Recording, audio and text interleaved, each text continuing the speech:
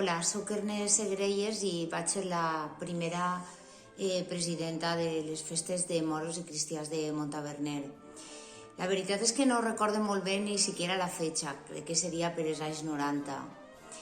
I res, que pense que la dona ha participat des del primer moment en les festes de moros i cristians de Montaverner i simplement va arribar el moment en què jo tenia ganes de que les coses evolucionaren una miqueta més, que foren un poquet més sèries i crec que això sí que és un rasgo de les dones, que jo crec que mos agrada les coses que estiguen ben fetes i un ordre i, no sé, un poquet més d'organització.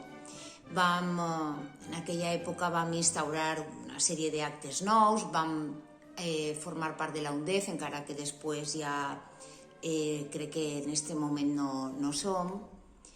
I jo me vaig sentir molt arropada, crec que les coses es feien en consens de tots i després han hagut altres xiques que han sigut també presidentes. I diria que sí que es nota la mà de les dones a l'hora de fer les coses ben fetes en les festes i en moltíssimes altres coses de la vida quotidiana. Res més. Gràcies.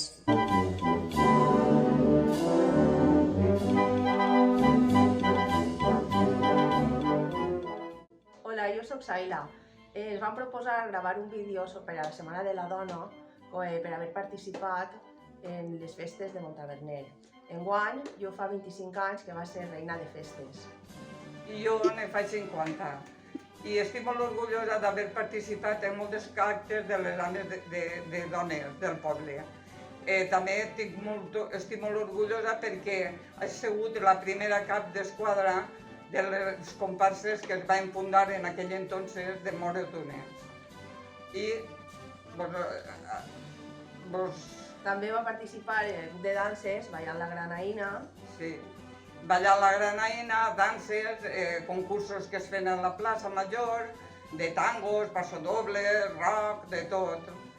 Ha sigut, que me sent molt montavernina. També sempre participa, això ma mare, perquè jo per l'edat i per motius personals. Però ella també participa molt en les ames de casa i a tot el que li proposen s'ajuda. Pues sí, perquè les ames de casa seguim totes una pinya. No n'hi ha edats ni res. És un rato que anem a passar bé i de primera. I ja, res més, un orgull per a nosaltres haver participat en la festa de Montaverner i que continuï enguany. Molts besells a tots i un agraïment per a tot el poble.